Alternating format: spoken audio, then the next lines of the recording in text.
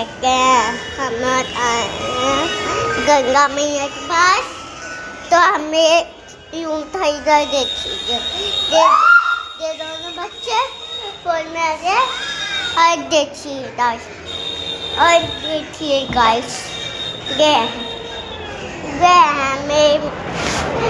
है मेरी जो मिष्टी दोस्त है उनका भाई जानते मत देख, और मैं हूँ ये, और मैं भी फोन में आ गई हूँ, और मेरे मम्मी मेरे पापा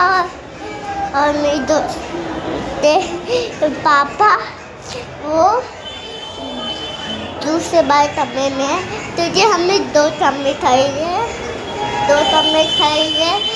इसलिए खरीदे तो ये आ नहीं पाएगा, तो हम तो मिलते सुबह, बाय बाय।